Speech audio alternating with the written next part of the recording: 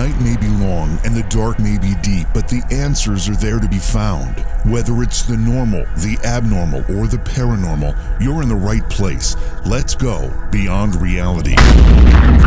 Welcome to the world of the unusual, the bizarre, and occasionally the macabre. You're listening to Beyond Reality Radio. Jason and JV do have the night off. My name is Bruce Markusen, and I'll be your guest host over the next couple of hours. Jason and JV will return for tomorrow night's show. Coming up on tonight's program, our guest is going to be Carlyn Beccia. She is an author and illustrator.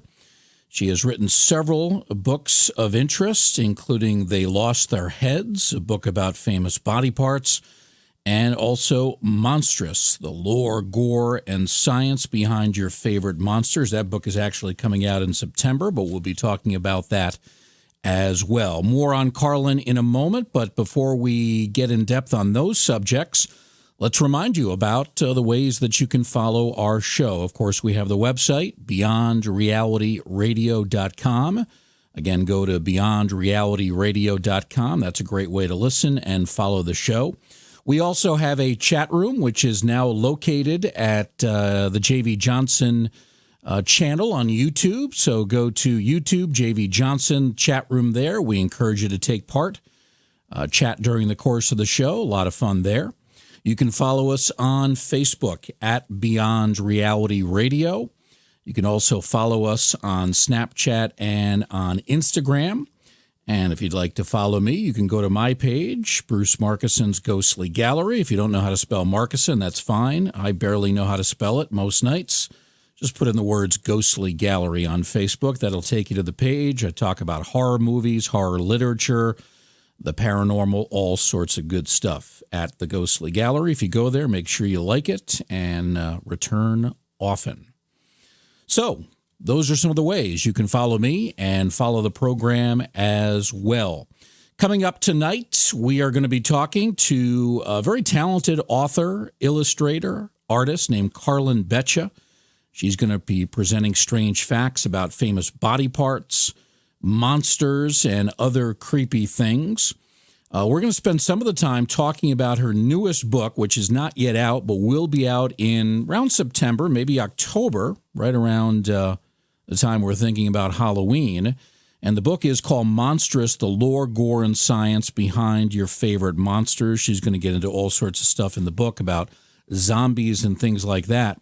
But when I saw this title, which fascinates me, I started thinking about the monsters that I grew up with. I grew up really in the early 1970s. That's when I first started to become conscious of the monster world. I remember watching a lot of the old Universal Studio classics on late-night chiller television, chiller theater. And I also remember making models for various monsters. And there really were 5 monsters that I kind of became obsessed with. I mean, there's a lot more than just 5, but the 5 for me, and they all came from the Universal Classics, and they were all corresponding models that were put out by the Aurora Company. Aurora started making the models in the 1960s.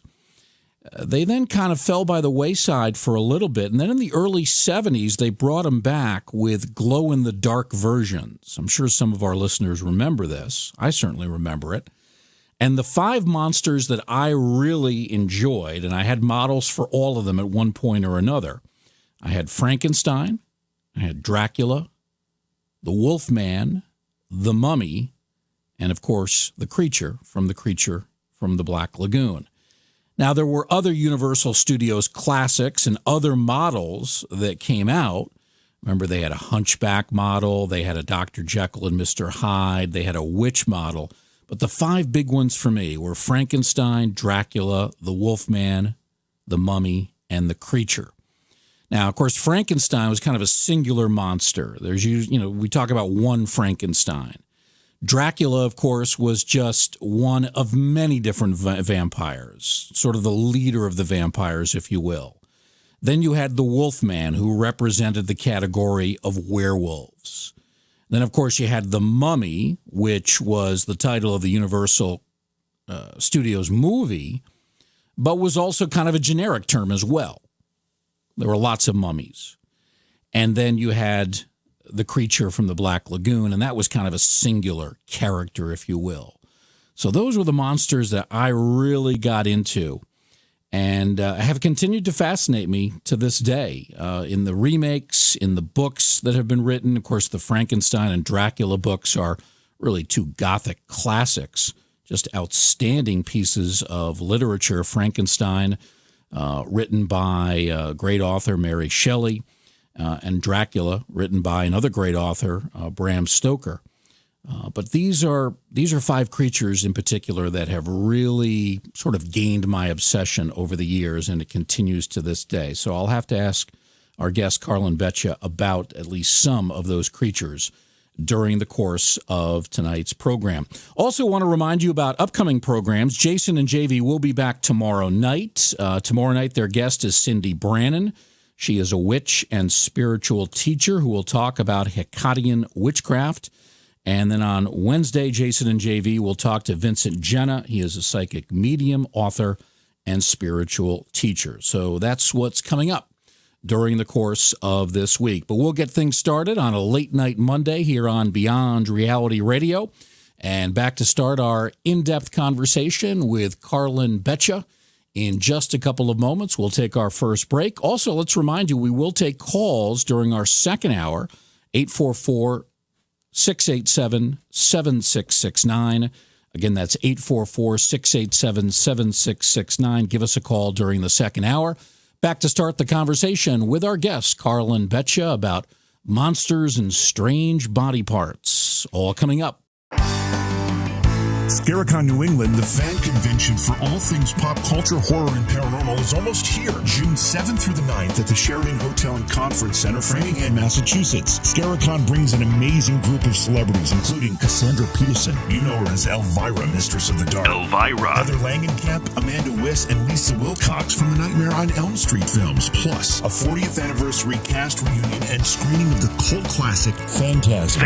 And many more. Scaricon also features panel discussions, film screenings, great vendors, and parties. It's a weekend of fun from start to finish. For more information, visit Scaricon.com or check us out on Facebook. Use the promo code BRR at checkout to save 25% on your admission. That's Scaricon.com. Scaricon.com. Scaricon New England is being held June 7th through the 9th in Framingham, Massachusetts. Visit the website today. Use promo code BRR with your ticket purchase to save 25% on admission.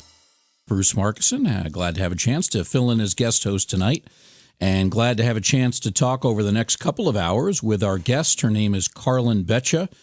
She has written several books, books that I guess are described as children's books, but also certainly appeal to an adult audience. I've already taken a look at one of the books, and it definitely appeals to me. She is an award-winning graphic designer, illustrator, and author of these books. We're going to be talking about really two of the books in particular. One of them is called They Lost Their Heads, which looks at famous body parts of famous people over the years. And we'll also talk about her new book coming out in the fall, Monstrous, the lore, gore, and science behind your favorite monsters. Joining us on the line tonight is Carlyn Beccia. Carla, welcome to Beyond Reality Radio. Thanks for being with us. Thanks for having me. I'm excited to be here. Let's talk about the book that came out last year, They Lost Their Heads. It's a book that follows the misadventures of famous people's body parts. Things like George Washington's teeth, Einstein's brain, Van Gogh's ear. Tell us what inspired you to write a book on this particular subject. Well, there's always, when you write these types of books, there's always one story that kind of pulls you in. And for me, it was Vincent van Gogh. I've always been fascinated by his story. I think partly because it's fun to theorize after someone's died, what was going on in their head? Were they crazy? You know, what diseases did they suffer from? And, of course, everyone knows that Vincent van Gogh at one point in his life lost his ear. And he's partly remembered, I would say he's even more remembered for the ear-cutting incident than sometimes even his artwork is not as familiar to the public as the ear-cutting incident. And as I got into that research, it's a fascinating story because we really don't know why, even if he cut off his own ear, if it was somebody else, or why he did it. And I thought about, body parts. And can you imagine like maiming your own, like cutting off your own ear? It goes against human nature. And as I got more into the subject, I realized that a lot of the forensic evidence at the time, but not that there was forensics, but the doctors at the time reported that his ear was cut cleanly off, which is very difficult to self-mutilate in that way. And, of course, when you start to ask these questions, that's when you delve deeper and deeper into a subject. And that's when I started to ask what other body parts could tell stories. What other body parts tell stories beyond the grave. Now, I had always assumed that was the story, that he was depressed or upset and for some reason cut off his own ear. But you seem to be indicating to me that there's some mystery to that's disputed. Yeah, there's been a few recent biographies about him, which I really encourage people to read because they're fascinating. But it's really unknown. There are letters from tons and tons of letters between Theo, his brother, and Vincent that you can access online. And some of those letters are suspicious, too. When he was asked about it, he basically clammed up and he wouldn't talk about why he cut off his ears. Now, that could have been because he was depressed. But in one letter, he mentions that he wrote a letter to Gauguin, and one of his friends who was living with him at Arles at the time, and he said, "I won't speak of this, and neither will you." I'm paraphrasing, but that was the basic gist of it. And we don't know in that letter what he was talking about. We do know that they were arguing at the time. We also know that Gauguin carried a fencing sword on him. He was like, he's a bold, typical person who, he literally walked around with a fencing sword on him. And you can imagine getting into a fight with someone and you have a dangerous weapon on you. I don't know. It's suspicious. So I don't know exactly what happened, but it opened up a lot of questions, and it made me think about, like, George Washington's teeth. What was that like? Yeah. What was that like? You see those portraits of him with his face all caved in. What was it like to, like, slowly lose what happened to his teeth? And one question led to another question to another question. Tell us what they, if you know, what they were arguing about. What was the disagreement about? Well, we have to put a lot of absinthe into the equation. And I know, like, it's becoming trendy now. Absinthe is coming back on the market, but the absinthe of that day was very different. They fought about a lot of things. Van Gogh obviously suffered from depression. That's probably not debatable, given, he was put into a mental hospital after the ear-cutting incident. They had very different personalities. I mean, they're artists, and as an artist, I know, like, our egos clash. So it's possible they were in very close quarters, and it's not a typical, like, they were fighting over a girl sort of thing. Mm-hmm. I think they just got on each other's nerves in this.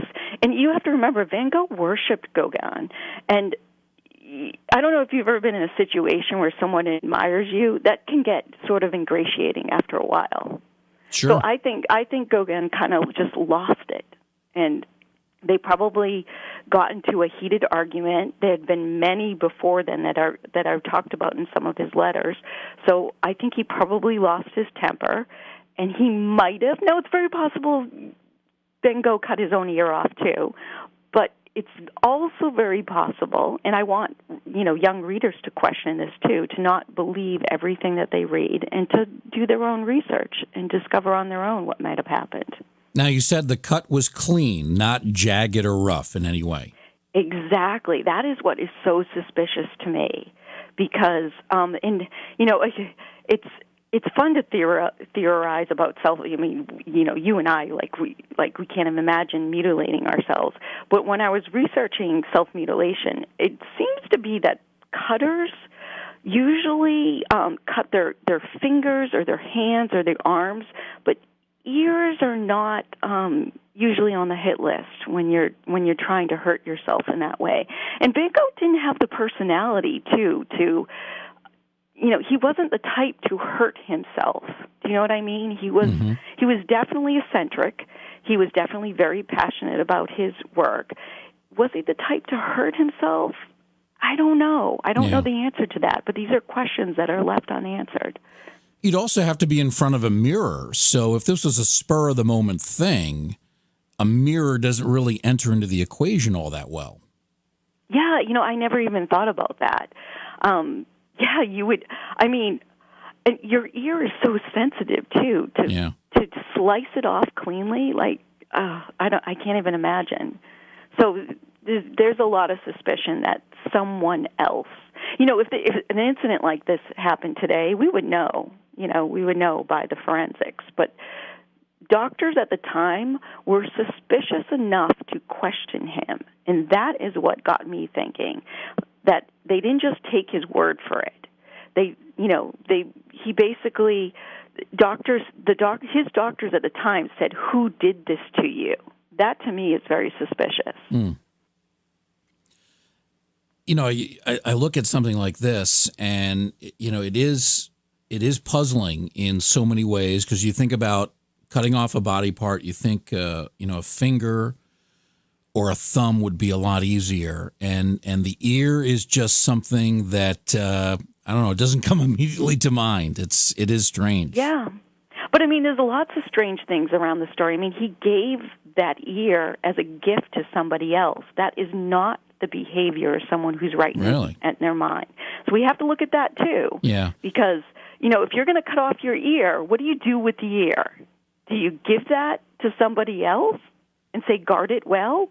Or do you go, I just cut off my ear, and that was a bad idea? Yeah. We have just about a minute before our break at the bottom of the hour, but his career after this incident, was it even more successful? Did it take off, or did most of his success come before this ear incident? Van Gogh had very little success. When I go out and visit kids at schools, I show a picture of his mother. And I tell the story about you bring artwork all the time home to your mother. And do you think she's saving it? Because what Van Gogh's mother did is she took all his artwork and she threw it out. She threw out lots and lots of his artwork. Because at the time he wasn't successful. I think he sold, it was one, maybe, I think it might have been two. Wow. During his lifetime he only sold two. And Theo, much of what Van Gogh, we wouldn't even know what we know of Van Gogh if it wasn't for Theo. Theo was an art dealer. Yeah. It was his brother, and he really promoted his career. We're going to continue, Carlyn. We do have a break coming up. We're just getting started on a late night Monday. You're listening to Beyond Reality Radio.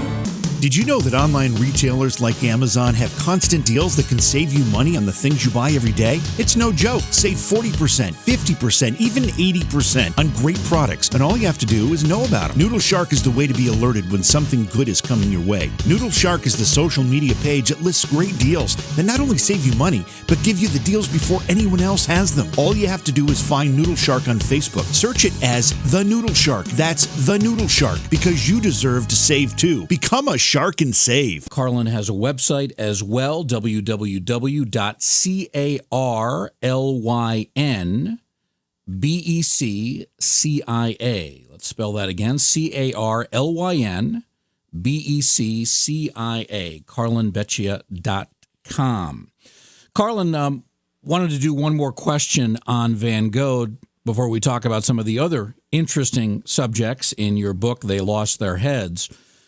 He did not live very long. He was 37 when he died, and what is not really, I guess, reported all that much or that well known, it's always overshadowed by the ear-cutting incident, but he basically took his own life with a revolver, and he died a couple of days later after his injuries. Yes, that's correct, sadly, yeah. I mean, and that speaks very well to, he was clearly had his demons. I don't want to be one of those people who spouts a lot of conspiracy theories. There are some biographers who do think that he was murdered. I'm not one of those people. Personally, I do think he did take his own life.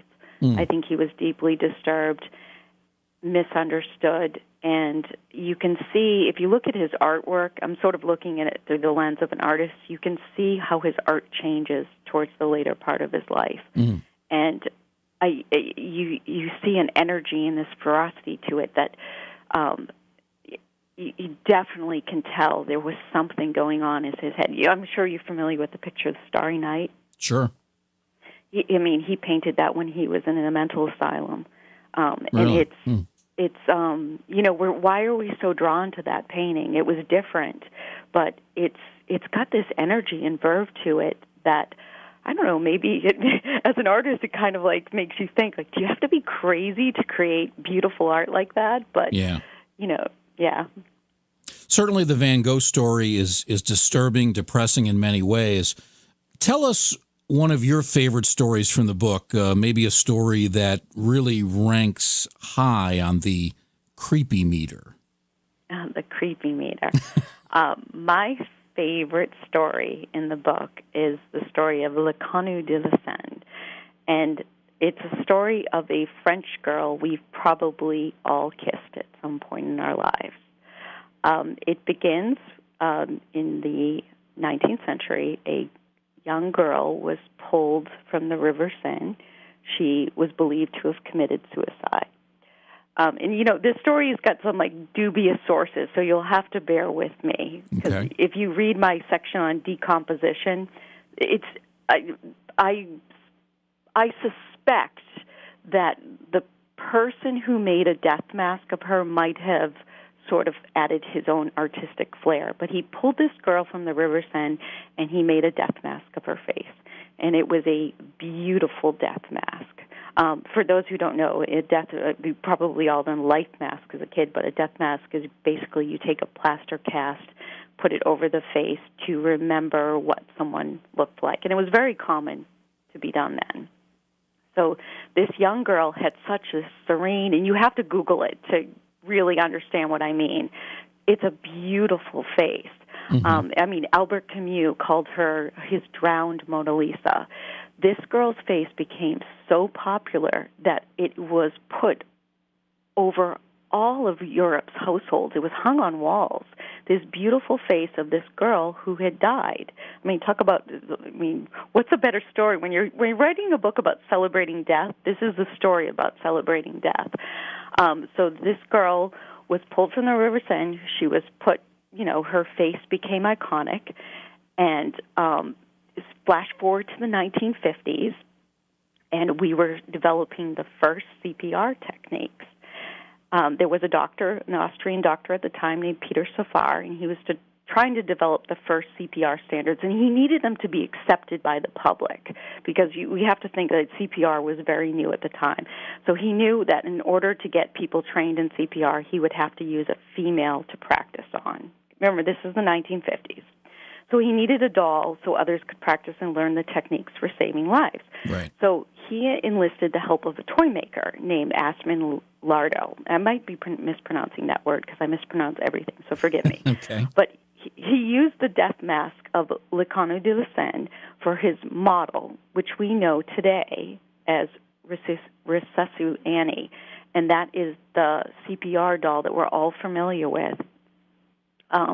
It's the same face for every CPR model that we practice on, and he used that death mask to model his doll after. Wow. So in this really creepy way, we have all put our mouths on a French dead girl. I love when history comes completely around like that. And they have not changed this model since the 1950s? No, that's the creepiest part. Yeah. And you have, this is one of those stories that you need a picture. You have to really Google it. Google what the death mask looks like and then compare it to the CPR model. It's the exact same face. Wow. And it will completely creep you out. Some other stories. Because, I'm sure you performed CPR as a kid. Everyone has had to practice CPR. You didn't know that was, at least I didn't know, you didn't know that was actually a real person that was modeled after. I didn't know until now. There you go. I didn't know until I researched it. Yeah, I did CPR course as a youngster, and I've done it at least twice as an adult, and had never heard this story before. Some of the other stories in the book involving some really famous people, our first president, George Washington, his teeth, where did they end up? What's the story with that? So his teeth ended up at various places. You can see them at Mount Vernon. George Washington's teeth really, really tortured him. I'm always like looking through the lens of an artist, and you look at the dollar bill, and you can see there's something wrong with George Washington's face. His face looks a little puffy. And the reason is because the artist who was painting him at the time for that portrait, they had to stuff cotton into his face, because when you lose your teeth, your cheeks will actually collapse into your face. Right. So he was towards the end of his life. He had maybe, I think it was one tooth left, which was saved. That one tooth that he lost. But I mean, his dentures. The poor man. He comes off his history as a stoic, sort of laconic character, and the reason is because he couldn't talk without his teeth. Dentures were not what they are today. His teeth would literally come out of his mouth as he was talking, and so he had to keep his mouth closed for even a lot of his speeches. He had to keep his mouth closed because his teeth would be literally popping out of his mouth. Yeah. Now, the dental industry in general was not particularly advanced at this time, but it sounds to me like his teeth were especially bad, even for that era. They were bad, and he had to eat tripe. You probably know. I didn't know what tripe was. Tripe is it's a very soft pickled eel. So he had to eat tripe in order because he had lost so much of his teeth. But we have to remember, in colonial times, dentistry was not revered like it is today.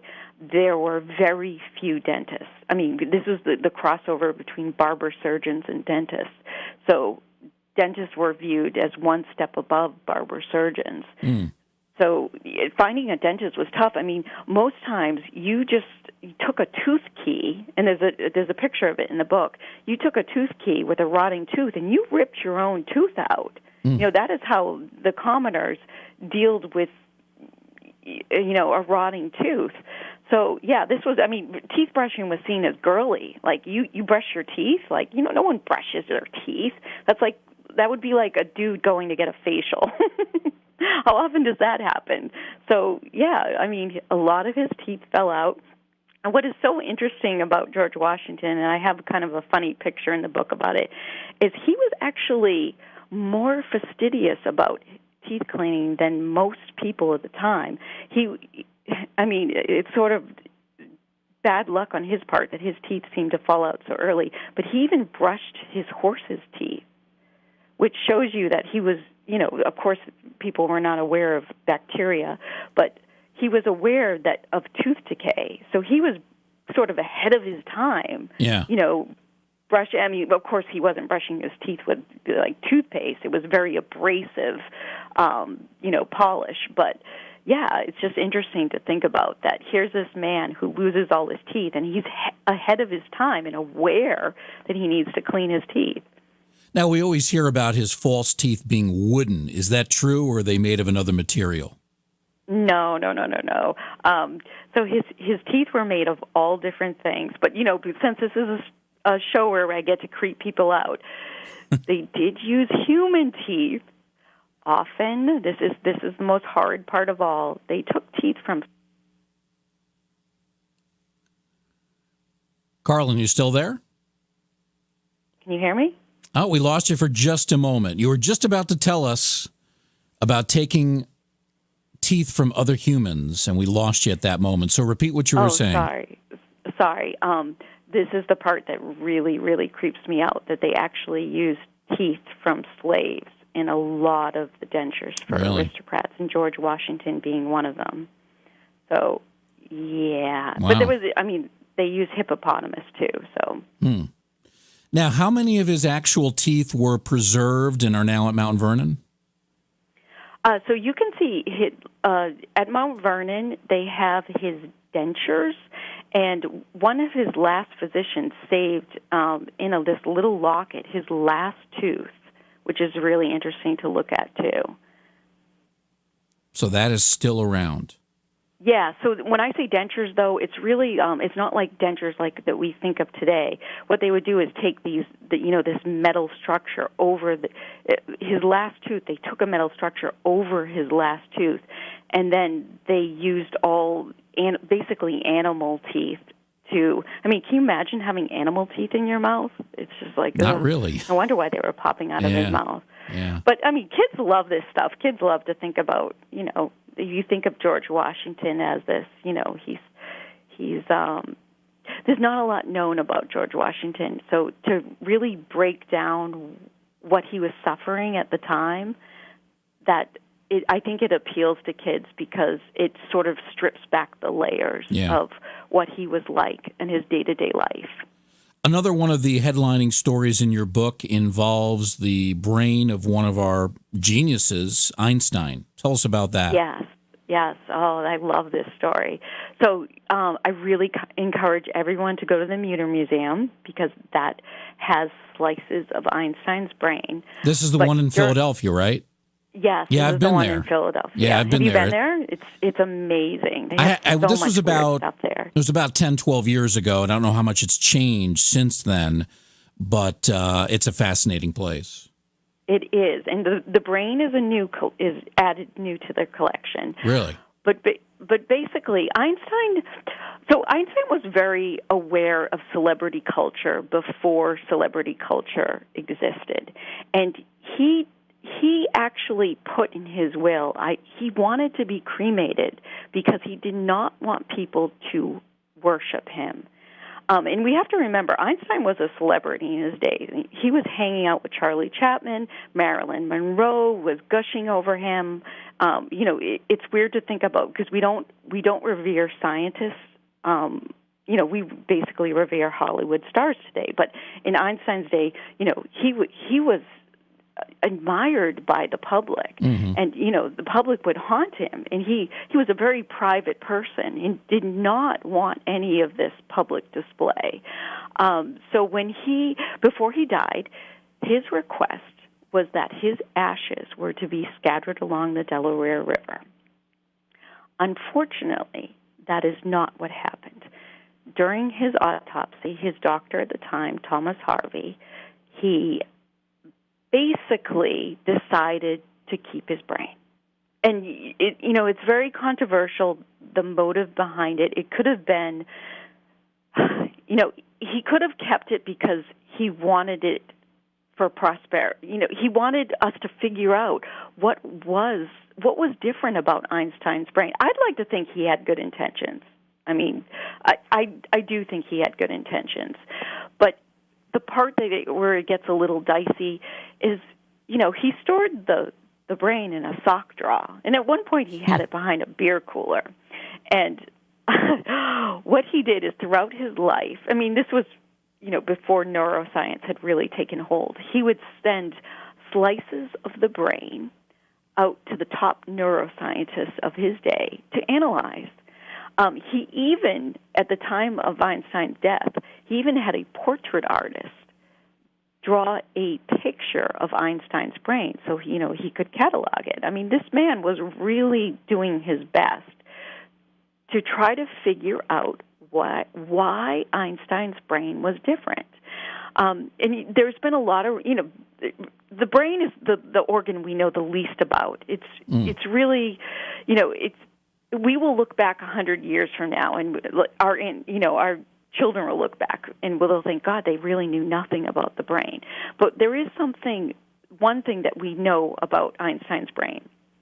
It had a very large corpus callosum.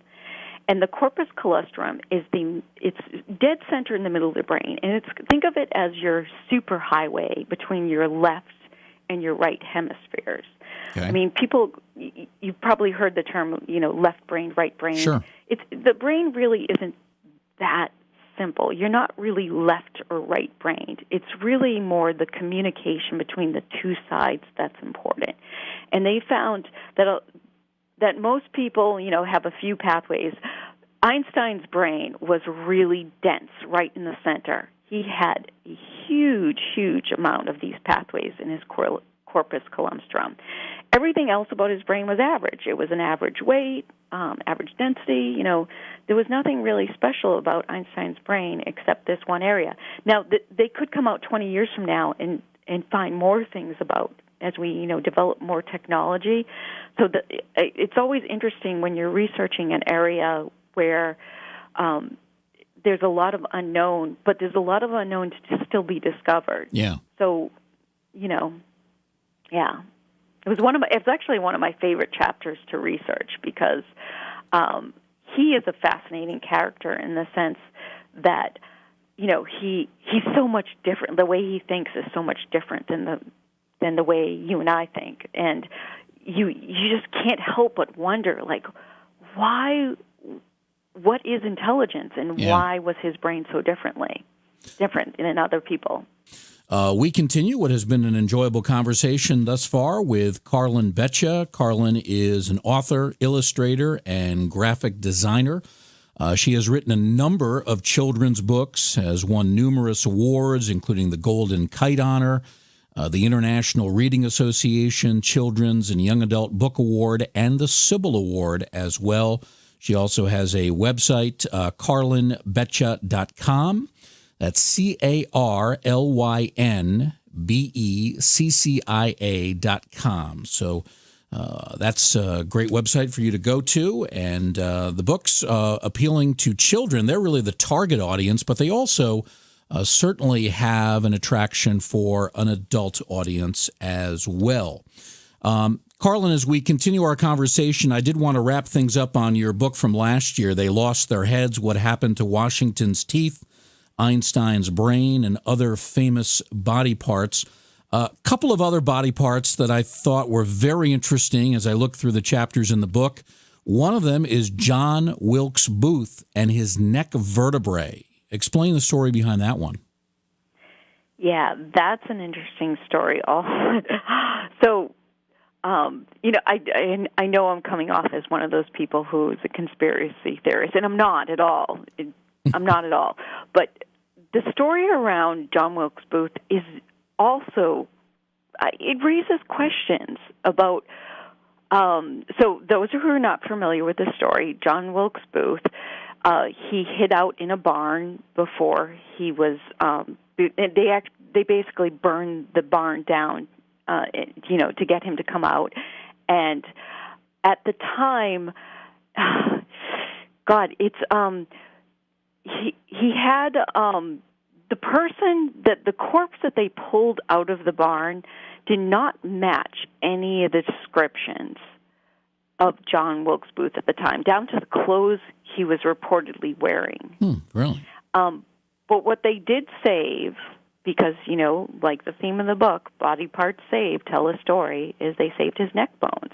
And his neck bone, the reason why they saved his neck bones is because that's where he was shot and killed. The neck bones, it's always interesting why we save different body parts. That's all we have saved of John Wilkes Booth. But everything that you read about the testimonials at the time, everybody who was like, that's not John Wilkes Booth. Like, we got the wrong guy. And I encourage readers to delve more into the story behind it and read more about it in the book. But it is very, very suspicious of whether or not we caught the real killer. Of course, Abraham Lincoln is in the story, is in the book too, because his body got moved around more times than I can even remember. But it's just this weird dichotomy between we saved John Wilkes Booth's neck bones, and then Abraham Lincoln's body constantly gets moved around. We can't decide what to do with it. And his body gets stolen. So, now, did they find any bullet holes in the Booth vertebrae, in the bones? No. I believe it went right through his vertebrae, but and it's more like shattered pieces of his vertebrae. Obviously, it's not like a full. There's pictures of it in the book. Yeah. But it's I don't know. I mean, I know I sound like a conspiracy theorist, which I'm not, but it's just very suspicious of when you read the testimonials at the time, whether or not it really. And it's been asked by the John Wilkes Booth Society, like, can we examine the body? And no one will let them. So Really? I don't know. Whenever you cover up history like that, I think it just raises more questions. All right, let's switch gears completely from the John Wilkes Booth body part to Elvis Presley's wart. Tell us about that. Elvis Presley's wart. This is a story near and dear to my heart because I am an Elvis Presley fanatic. I've been to Graceland. Have you been to Graceland? It's quite an experience. Never. I've been to Graceland Have not been there. 3 times. So, the wart is saved by a lady named Joni May, and the wart was taken off before Elvis entered the Army, and it was saved by his doctor at the time and then purchased by an adoring fan who kept it in her collection, which moved around. I think it's in Georgia at this point. And you can visit this museum and see the wart saved in a tiny little test tube. And we don't know, because DNA testing has not been done on it, we don't know if this is Elvis's wart. But it seems to be, if you follow the trail, that it's pretty certain that it is. Why did they take it off? Why did it have to be removed? You know, that's a good question. I don't know why they removed his wart before entering. I mean, it could be because warts are a virus, and maybe they thought. I actually never even thought about that. My guess is that because warts are a virus, they thought it might spread. Yeah. But it was removed, yeah. Now, as I mentioned a couple of times, your book is primarily meant for really a children's audience, a student age audience, although it does appeal to adults. I've certainly found it very interesting just perusing through it tonight. What is it that you hope kids will come away with in reading a book like this? Some people might say, oh, this is very ghastly for children. This is maybe a little too ghoulish for a young audience. But you obviously feel differently. What are you hoping that youngsters are going to take away in reading these pages? Well, this book is definitely targeted at an upper middle grade to teen audience. So it's not, obviously it's a large book, so it's not a picture book audience. Death is very hard for kids to come to terms with. And I talk a lot about this in the book, how we've celebrated death in different ways. I talk a little bit about death portraits and about hair jewelry and saving, making chandeliers out of bones. Like, I'll never forget when my first experience with death, when my aunt died, and I was very sick at the time, and I couldn't go to the funeral. And my older sister took a picture of her in her casket. Now, that is viewed as kind of uncouth now, but I was so like, oh, my God, thank you for doing that, because I needed to see her one last time. Even if it wasn't the live person, I needed to see, her body. Yeah. And I think how we celebrate death is a unique experience. And for kids especially, I think we should try to make it not a scary thing. And that's my hope for it, that it will sort of demystify death, and that how we choose to honor our dead is completely a unique experience, and it's one that's very individualistic. It's one of the reasons why I chose to end the book with the story of Thomas Edison and how his breath was saved by his son, because I thought that was such a touching thing to do. That, Edison believed in the afterlife. He really did. He believed that we would someday communicate with the dead. Maybe we someday will. Maybe Edison was ahead of his time. But it was such like a touching story that his son captured his last breath and saved it in a test tube and sent it to his best friend. And the reason why he did that might not have been because he believed that there is a last gasp of air that we breathe when we die. He did that so he could comfort Henry Ford, who adored Edison, and was going to be totally devastated by his death. So I'm hoping that kids. I mean, it's very tongue in cheek, and some people, may not think that's the right approach to death, but I think it's a way to sort of take the medieval approach to death.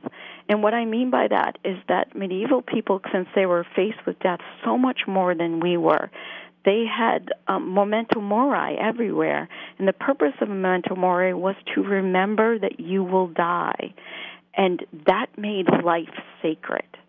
I know I'm getting philosophical, but to remember that you will die made life sacred. And that's what I hope to do with the book, to celebrate these stories. I've definitely tried to take an honorable approach with every person and tell their story, but we also need to remember that we all will be ashes someday, and we need to honor the life and also the death of someone in whatever way comforts us. I think the subject matter needs to be handled with some delicacy and some humor, and I think you've succeeded in doing that. Thank you. All right, let's switch gears. Your newest book is not yet out, but it will be very shortly, come fall, September, October.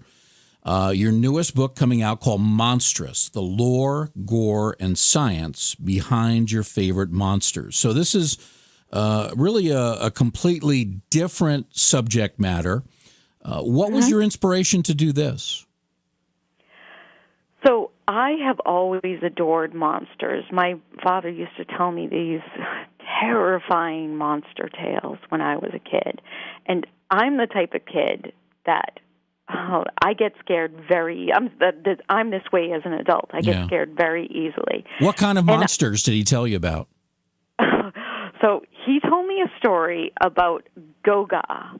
But he had to change the story because I think my mom started to nag him that he was scaring us to the point that we wouldn't go to sleep. So he renamed Goga the Friendly Monster. But Goga was a zombie who basically arose from the grave to terrorize young children. And it's funny that it's come full circle. Zombies have definitely been trending in the last 10 years or so. Mm-hmm. That we are. I view monsters as kind of this reflection of what our fears are during the time period. And I started to research more and more into why we fear the things that we do. And I remember coming across it's a beautifully illustrated globe called the Henry Lennox globe. And it has in a very, very tiny corner in Latin the words, "Here be dragons." And I was like, what does that, it was the first time I came across that term. I'm like, what does that mean, here be dragons? And when researching it further, it's very rare. I think that's the only globe that has these words on it. But it was basically a way to warn sailors. We don't know what is in this territory. So if you go here, because you have to remember that it's I think it's circa 1510 this globe was created. If you go here, you might, encounter a ferocious beast. And then I thought about science and a woman that I adore, Marie Curie, who she would have balked at that. She would have been not exploring unknown territories. That's exactly what science does. Science basically takes our fears and uses rational thinking to dispel those fears. So I thought that would be very powerful for kids, too, to take all the monsters that we fear, vampires, zombies, werewolves, the Kraken, and basically break it down and make kids really use their critical thinking to think, is this really possible? And if it was, if a vampire attacked you, where should they drain your blood from? Which artery, which vein should they drink from? I thought it was a wonderful way, because I'm always trying to trick kids. It was a wonderful way to trick kids into getting interested in science. So it's taking stories of legends, legendary monsters, and kind of putting them under a scientific microscope? Exactly. And, some of the monsters, some of the monster traits, they're very real. But that's what I want kids to do. I want them to use their logic to determine which threats are real and which are just fantastical. Carlyn, we have just a couple of minutes before our break at the bottom of the hour, but I mentioned at the top of the show that I grew up with these 5 classic monsters: Frankenstein, Dracula, the Wolfman, the Mummy, and the Creature from the Black Lagoon. Do you get into any of those monsters in your book? Oh, they're all my. Which one's your favorite? I love the Creature from the Black Lagoon. You know, that chapter got cut, and I was very unhappy about it. But that is my favorite movie. Which one is yours? I like Frankenstein the best, followed by probably Dracula as a character. Yeah, are those in the book? Yes, Frankenstein is in the book, along with Dracula, too. I had an amazing time researching both of those and how those stories came to be. How about the Wolfman and the Mummy? The Wolfman is also in the book. The Mummy got cut. There's only so many monsters I can include. Yeah. Okay. Well, we'll get more into Frankenstein and Dracula after our break at the bottom of the hour. We will also take your calls. 844-687-7669 is our toll-free number. That is 844-687-7669. We take your calls for Carlyn Beccia during our final half hour. By the way, check out Carlyn's website. It is www.carlynbeccia.com. That's spelled CarlynBeccia,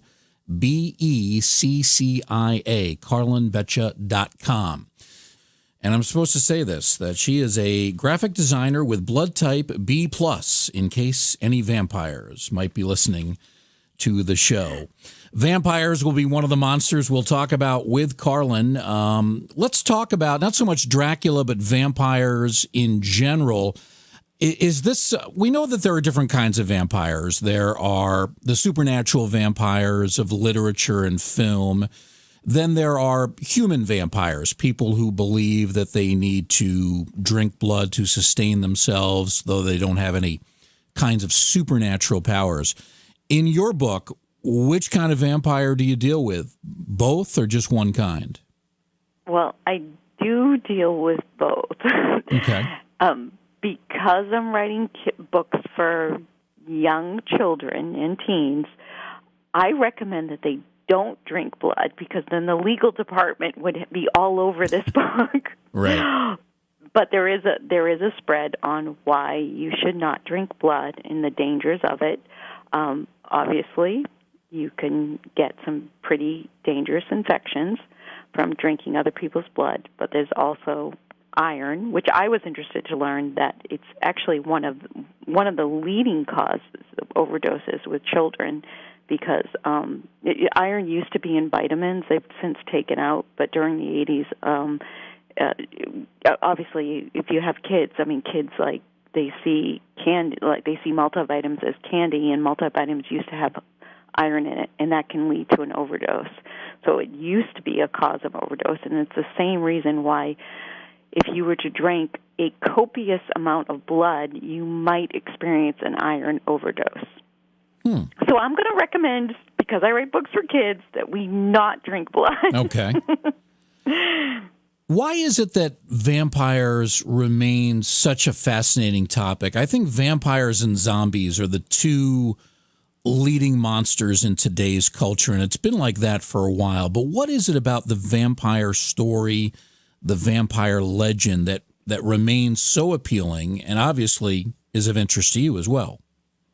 Yeah. When I was researching vampires, it was interesting to see how they evolved. Vampires were originally called revenants, and they weren't sparkly, they weren't sexy at all. They basically arose. They came out of people's fear of not understanding death. It was at a time period during the Age of Enlightenment when science was really intersecting with religion. Yeah. And it was a time period where you were not allowed to dissect bodies, so there was a lot of questions around death and what exactly happens. And because of that fear arose vampires, the undead, because people believed that disease was caused by the undead. There's a story in They Lost Their Heads about Mercy Brown, who was a suspected vampire. She actually suffered from tuberculosis, but people during the time, they didn't understand how tuberculosis was spreading so easily. So they thought that something was arising from the grave to suck people's blood. And, we can look back at that and go, oh, those silly, Victorians. But it kind of makes sense. I mean, it was called a wasting sickness for a reason. You slowly get paler and paler and paler, and then you're coughing up blood. That's very suspicious to people who don't understand how bacteria works. And, before we discovered, what tuberculosis was. Yeah. So I really thought about that, how death and disease was once believed to be vampires. And then you get this total switch in our culture, and this is what I mean about like how monsters are a looking glass into our culture, that suddenly you get the first vampire novel, which was written by John Polidori, who was who's a doctor, actually, ironically, a friend of Lord Byron's, and he makes the vampire this man who ravishes these young women. He wrote his novel based on Lord Byron, who was, at the time, he was known as mad, bad, and dangerous to know. He was sort of the heartthrob of his day, and his friend writes this book about vampires, but he suddenly makes vampires sexy, and then it just takes off. And to get back to, I know I'm answering your question in a very circuitous way, I think we're attracted to vampires because they have such sex appeal. There's that overpowering sense of, here's this demonic spirit who we have no control over our lust. Because monsters are really, if you think about it, they're a way to confront our base desires, and nothing is more base than this sexy vampire who ravages people. So, I mean, that's my theory. Other callers may have different theories on why vampires have such appeal, but as someone who's read a lot of vampire novels, I'm guessing that's why. Yeah. They continue to have such appeal in our culture. But it's just interesting, you know what I mean, to look back and to look at vampires were not sexy at one point. They were disgusting, Yeah, well, certainly in Bram Stoker's original novel, Dracula, the vampire is not sexy, is not attractive. No, not at all. Yeah. He's not at all, which is like, where did that shift take place? And that, it's hard to, especially with things with pop culture, things happen over long periods of time. But yeah, when you read that book, I mean, Dracula is not sparkly at all. So yeah. Well, it may have changed with Bela Lugosi and then continued with Christopher Lee and some of the other interpretations. Let's talk, Carlyn, a little bit about Frankenstein. Frankenstein, again, there are a lot of differences between the book written by Mary Shelley and then the original film that came out in 1931 with Boris Karloff. But essentially the idea is that you can take dead body parts of various people, stitch them together, reanimate them, perhaps through electricity, as we saw in the movie. Is there any basis in truth to that? Do you think there is a possibility of some point down the line, somebody using electricity, some sort of a machine like Dr. Victor Frankenstein, to essentially create a resuscitated person from deceased parts? Yeah, that's a really interesting question. I break this down in the book because this is one of the things that I always love when I'm researching something and my cherished beliefs are torn apart.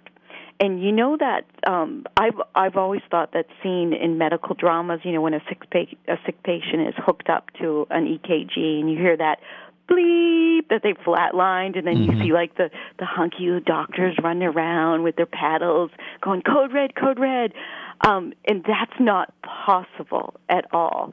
So I think we sort of dramatize the powers of electricity. And what I mean by that's not possible, once a heart is flatlined, like there's the purpose of the purpose of a defibrillator is not to get a dead heart working again like a dead car battery. It's to disrupt the unnatural rhythms of a heart so that it can beat normally again. And forgive me if most people know this. I didn't know this. I had always believed that you could start a a dead heart, like kind of, just like a dead car battery.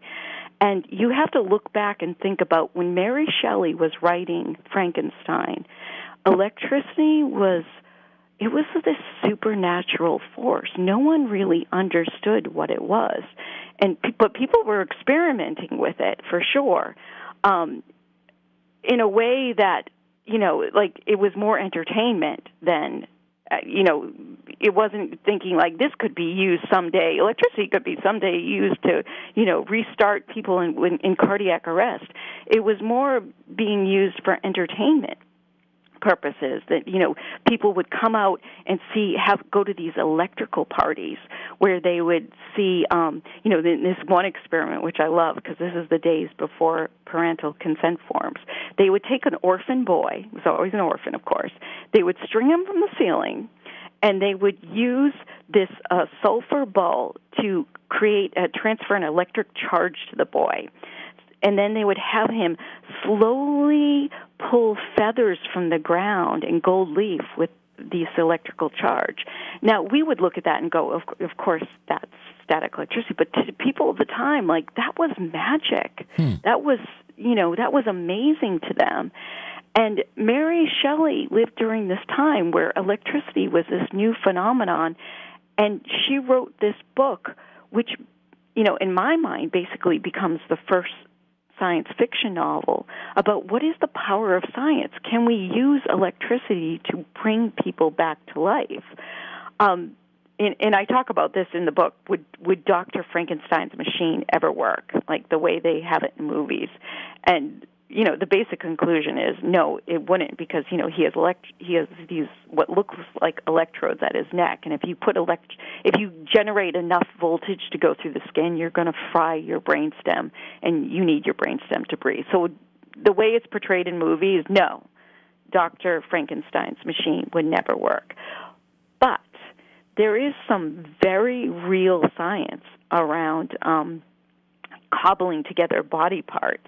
I was very intrigued to find that there was the first head transplant performed a few years ago, and the physician, and of course doctors are very against this, the physician who performed it thinks he can do it again. The tricky part is attaching the spinal column. They can attach a head and keep it alive for a certain amount of time period, but it's really difficult to attach the spinal column. And of course, medicine is interested in this because this could help people that are paralyzed. Yeah. And there's another story about a physician who performed a head transplant on top of a dog, and he basically made a two-headed dog, and he was actually able to keep them alive for a time period. So, I mean, it's really freaky to think about, and of course, kids. I mean, I was a kid who always loved like stuff like this. But it's always interesting to think about where will science go, You mentioned a head transplant. This is something that Hollywood dealt with somewhat comically in 1972 with a movie called The Thing with Two Heads. I don't know if you ever saw it, with Ray Milland and Rosie Greer. Oh, you really know your movie lore. Well, yeah, I spent too much time in this area, but it's one of those so ridiculous, so bad that it's entertaining type films. Yeah. I know, but if you think about it, though, like, it's a ridiculous concept that might become a reality in the future. And I mean, that was what I hope to do, was my far-reaching goal in the book, is to break down all these monsters that, seem silly on the surface, but there's some real science behind it, especially with genetics, that we might actually be able to do some of these things. Yeah. How about the Wolfman and the whole werewolf phenomenon? That is something that doesn't get as much attention in today's culture as vampires or zombies, but it's fascinating to me. This whole idea of almost the hidden beast within a human. Is that something you talk about in the book? Yeah, I start the werewolf chapter with werewolves. They're just like us. And, I don't like to be cloying and hit kids over the head with my message. But basically my underlining message is there is a beast within all of us. Like, we are the beast. And I show a picture of a werewolf, and I show all the ways that animals are just like humans. one of the things is, and my kids were fascinated by this because my daughter came out with Lunugo on her, and I'm probably mispronouncing that because I mispronounce everything. But you know what that is? That's that little hair that babies are born with.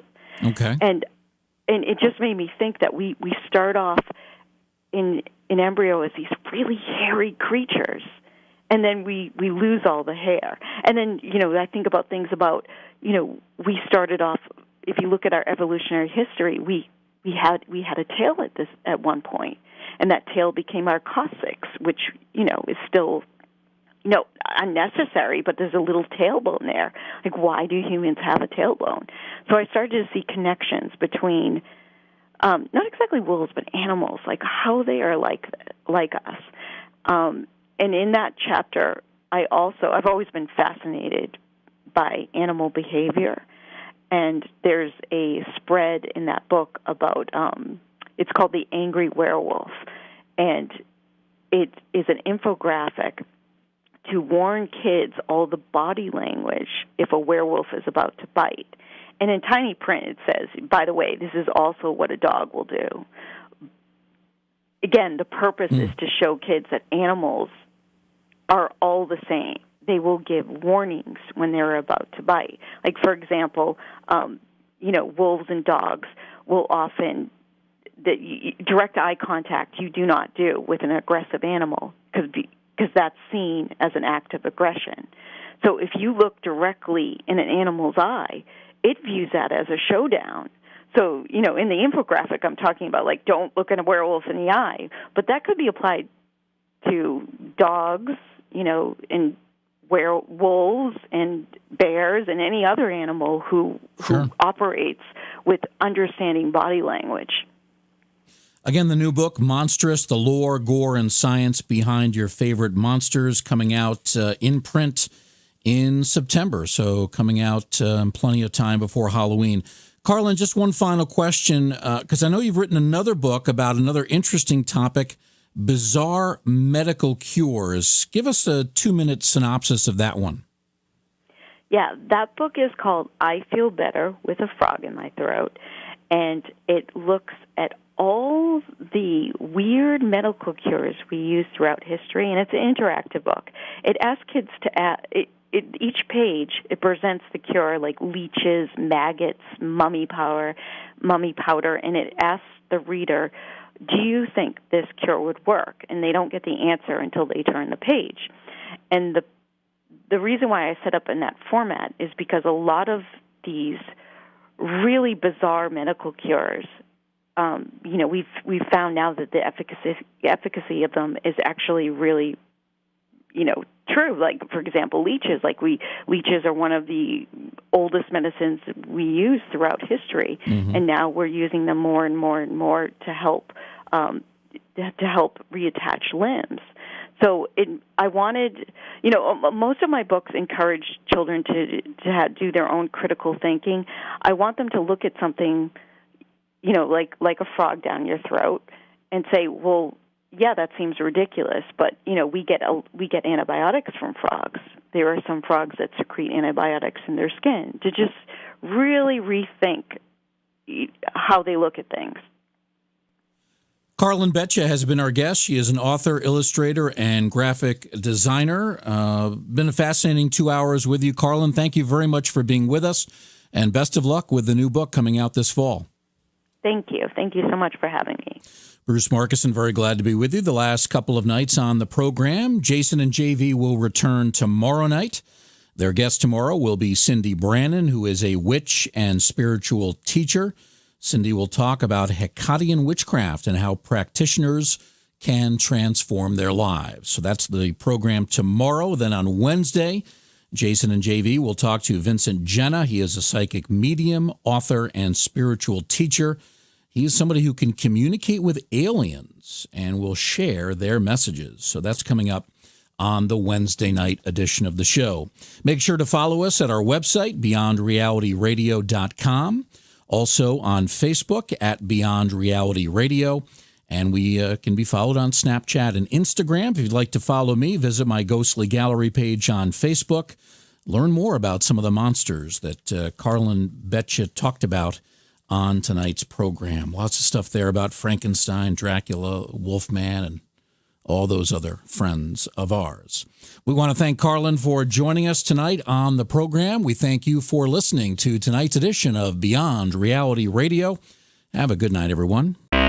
Beyond Reality Radio is hosted by Jason Hawes and JV Johnson and produced by Alexandria Johnson and Slick Eddie Edwards for Entercom Radio. Beyond Reality Radio is distributed by Westwood One Radio Networks. Stop by our Facebook page and say hello. Follow the hosts on Facebook as well. For Jason Hawes, follow at jasonhawes.taps. For JV Johnson, follow at JVJ Paranormal. If you'd like to be a guest on Beyond Reality Radio or you have a suggestion for a guest, contact Slick Eddie Edwards at slickeddieedwards@gmail.com. Be sure to visit our chat room as well at beyondrealityradio.com. Thanks for listening.